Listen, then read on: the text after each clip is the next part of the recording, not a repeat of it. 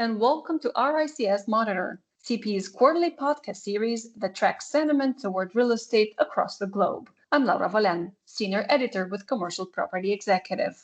In the face of macro uncertainty, occupier demand has remained resilient in the second quarter of the year, according to the latest Global Commercial Property Monitor survey released by the Royal Institution of Chartered Surveyors in London. How much is the tariff war started by the American administration impacting business activity and real estate sentiment across the globe? We'll answer this question and many others over the next few minutes. As usual, Tarrant Parsons, Head of Market Analytics with RICS, is here to share his insights. Hi, Tarrant, welcome back. Hi, good to speak to you again.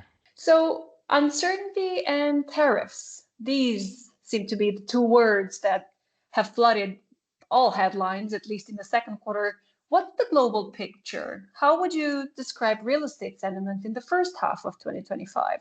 Yeah, it's true. Uncertainty around tariffs was definitely dominating the business news again last quarter. But of course, more recently, there have been some arguably more positive developments in terms of deals being announced for Japan and the European Union, among others. So that should hopefully improve the mood to some extent moving forward, although the latest court rulings that are introducing tariffs in the first place was not within the remit of the president's powers. I think that just adds another layer of kind of unpredictability to this saga. So we'll see how that unfolds. But I'd say against the more volatile news flow backdrop that was in place during Q2, with regards to the global commercial real estate market, while sentiment does remain quite cautious, it's also surprisingly stable. So in other words, there's no immediately obvious impact from the discussions about tariffs, at least at the kind of global aggregate picture. And I think kind of summing that up, the headline index from the survey held steady for a second quarter in a row. So it is still slightly negative, but that's actually marginally improved from previous readings in late kind of 2024. So the market certainly hasn't suffered a renewed setback at this stage, at least, even if it's still quite an underwhelming picture. Occupier demand remains resilient for now, but what's the outlook? Tell us more about the world regions where survey respondents are most upbeat. The global occupier demand has remained quite resilient. We're not talking about especially strong momentum, but a slight improvement can be seen compared with earlier in the year, and that's in terms of the kind of all property average data that we look at. I'd say the strength is especially notable in certain regions. So the Middle East and Africa continues to show the most positive trend relative to elsewhere. That's closely followed by the Americas. With respect to some kind of individual nations, I think the UAE stands out with a strong reading for occupied demand growth, and Spain continues to kind of outperform its European counterparts, also showing some very kind of robust results. India likewise demonstrates quite a firm picture, and the United States itself has actually seen 9 consecutive positive quarterly occupier demand readings, and that is, I think, quite consistent with its relatively stronger economic growth performance compared to a lot of other advanced economies. So that all seems, as I say, quite resilient. If you do look a bit deeper on a more cautious note, I would add that the need for landlords to perhaps sweeten deals with incentives such as rent-free periods, that hasn't really gone away, and globally our results still suggest that's quite common. So maybe a bit of a health warning attached to some of that resilience that I was talking about. Mm-hmm. And when it comes to specific real estate sectors, which ones are likely to deliver the strongest results going forward? And which ones would you say are at the opposite end of the spectrum? Yeah, when we look at different real estate sectors, alternatives are still clearly expected to deliver the strongest returns. Data centers, the star performers still. Strong capital value growth and rental increases are anticipated over the next 12 months. That's globally, and I would say in pretty much every nation that we track. Other alternatives like student housing, aged care, life sciences, and multifamily residential, all of those sectors are expected at the global level to see quite a solid uplift in values. When you look at kind of the mainstream sectors, I think that the narrative hasn't changed from the recent past. There's clearly polarization between prime and secondary assets. Prime offices and industrial properties are expected to see moderate growth in capital values and rents, but secondary assets, especially secondary offices and retail, they're generally seen remaining under pressure or kind of experiencing further declines in both variables that I've talked about. There was a topic you drew attention to in the first quarter report, the improving trend in the investment inquiries metric. How did that play out in the second quarter? I would say the improving trend in investment demand was generally sustained through the second quarter. So the global reading for that series that you mentioned was positive, and now it has been positive for each of the last 4 quarters. And I think that aligns reasonably well with the modest pickup in commercial real estate transactions that have been recorded across other sources over the past year. On a less upbeat note, I would say that cross-border or international investment has remained quite subdued, and it reportedly fell in Q2, and that was largely due to quite a weak result from the United States. So the international investment metric actually slipped into negative territory across the United States, and I do feel that is likely associated with what's gone on with tariffs, even if the overall tone to the data there isn't reflecting kind of too much negativity. That is one element to kind of keep an eye on. On the flip side, though, the aggregate European data for the kind of cross-border investment activity, that's actually risen now and stands at its kind of best level that we've seen since kind of early 2022. So there does appear to be a bit of a divergence in different parts of the world. Were there any notable shifts compared to the first quarter when it comes to where most survey respondents perceive their local market to be? I think in overall kind of aggregate terms, there wasn't too much of a shift in responses that were received around this question. So it's still just shy of 2/5 or 40% of survey participants that are suggesting their market is in an upturn phase of the cycle. There are some interesting changes at the regional level, though. So the strongest response for this metric is coming from Europe. So 49% of contributors there now feel the market is starting to move into a positive phase of the cycle. So that's up slightly from 45% in Q1, but more significantly when you compare it to the end of last year, when only about 1/3, 34% of respondents felt that an upturn was underway. So that does appear to be a more positive story coming out of Europe. Mm-hmm. You mentioned earlier that data centers continue to be the star performers. Tell me more about the expectations for alternative asset classes in general. Yeah, as I mentioned, data centers continue to stand out pretty much everywhere as displaying the strongest growth potential. If you were to kind of look away from that sector, I would say different parts of the world, response in India, for instance, foresee very strong growth across multifamily residential. In Europe, student housing alongside data centers. Those sectors are expected to deliver very strong returns relative to some other kind of mainstream sectors. In North America, while sentiment for some alternative asset classes actually deteriorated or has deteriorated in kind of over the past year, I think life sciences stand out as losing a bit of the shine. Leisure also has weakened.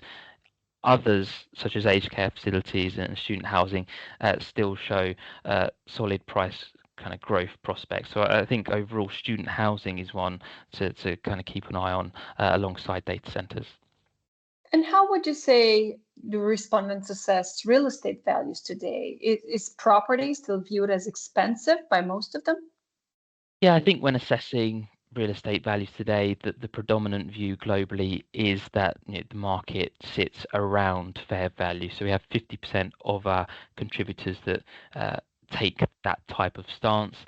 In some markets, it's even higher. So I think in the UK, as an example, it's 68% of respondents that consider their market to be at that or around that fair value level. But in other parts of the world, the view is very different. So around 1/3 of contributors globally indicate that their market is either expensive or very expensive, but that proportion is much higher in markets such as Japan, France, and Switzerland. Let's take a closer look at each world region now. We'll start with Asia Pacific, where market conditions remain challenging, but overall negativity appears to be diminishing to a certain degree, at least according to the latest survey. What can you tell us about occupier and investor sentiment in this region? Yeah, market conditions remain generally difficult across Asia Pacific, certainly at the headline level, but there are, as you say, tentative signs that some of this negativity is beginning to fade. So both the occupier and investment indices, sentiment indices that we produce, they remain negative, but they're less downbeat than what we've seen in Q1 and back in Q4. So that's even though the region still lags a lot of the global averages. India and Japan continue to show much stronger momentum compared to the aggregate data, especially in terms of investor demand. Very strong investment demand across those markets, and Australia is also seeing a stronger picture on the investment side of the market now. That's coming through, but at the regional level, occupier demand is still declining in overall terms. That's not being helped by weaker growth in consumer spending across mainland China than what had been hoped for, and so that has knock-on effects throughout other parts of the region. One region that has been also showing signs of improvement is Europe, even though the overall mood music remains largely cautious. How do respondents on this continent view their markets? Where are the most visible improvements? Yeah, so the investment kind of sentiment index is in kind of the neutral zone across Europe, which is the first time in a while that it hasn't been outright negative. And I think that's been at least partly helped by quite a significant improvement in credit conditions.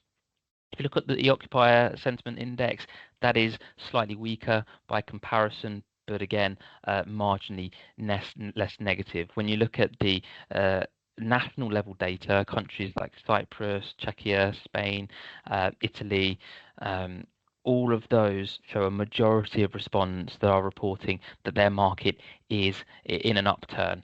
And so now overall expectations for capital value gains especially in prime office and prime industrial sectors, those have been upgraded. So several aspects of the results are improving. You could also look at Germany, which is of course a very significant market, the largest across Europe outside the UK. That is showing signs of a potential turnaround just starting now as well. And then in the first quarter, the Middle East and Africa was one of the best performing regions in the world. Did that momentum continue?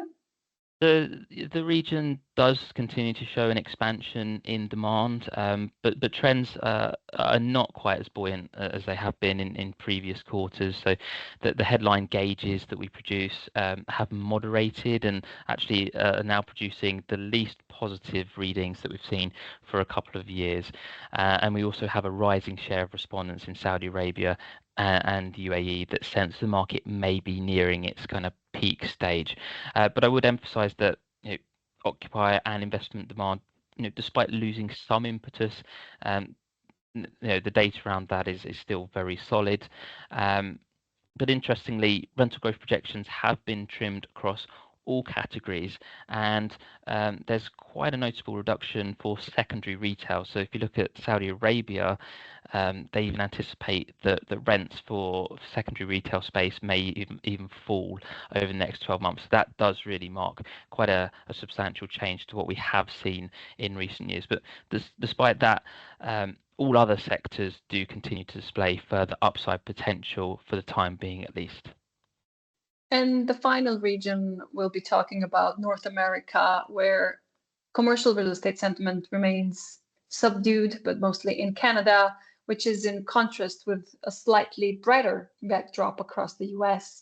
What are your expectations for this region? How much do responses from these two countries differ? Yeah, the picture is turning more divergent across North America. So in Canada, the headline index remains negative, -10, so not hugely negative, but slightly negative, and 50% of respondents feel the market is in a downturn, very much hampered by you know the negative economic effects of tariffs. They're feeling it more than most nations for sure. Also, Canadian credit conditions have largely stagnated of late, and if you look on the occupier side of the market, tenant demand is flat, and that's going to challenge the rental growth picture as well. So the results across Canada are certainly weaker than what they were towards the end of last year. On the other hand, I would say the United States presents a slightly brighter backdrop. So the headline index that we have is just about positive, but more kind of crucially, only 28% of respondents feel that there's a downturn occurring across commercial real estate. So very different to the picture in Canada. And also credit conditions, where our indicator across the United States is clearly pointing to some loosening, which is of course beneficial for the overall investment market backdrop. Occupier demand in the United States, as I mentioned earlier, it is quite robust, particularly in the industrial sector. The only real negative trend in the United States is that quite sharp drop in international investment inquiries. So perhaps that's just a one-off blip, or it may be sustained. That would be one area I would think that needs tracking going forward.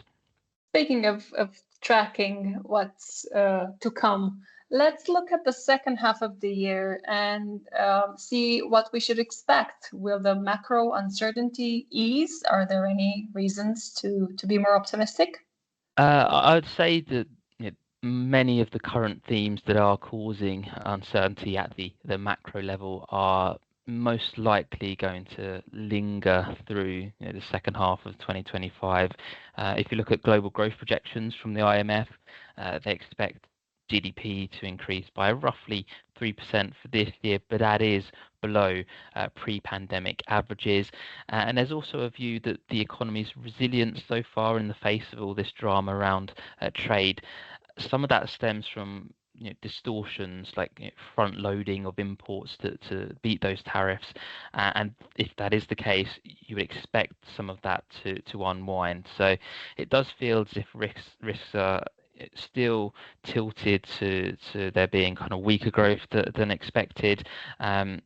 Really until we see the true impact of kind of tariffs embed themselves. And of course, the potential for an escalation in geopolitical tensions is always a concern. But another feature that's becoming more receiving a bit more attention of late, large fiscal deficits and the impact that's having on bond markets, particularly the longer duration bonds, very high yields in certain places. So I think there's plenty to be cautious about, even if we of course hope that economic activity is able to defy some of those negative influences.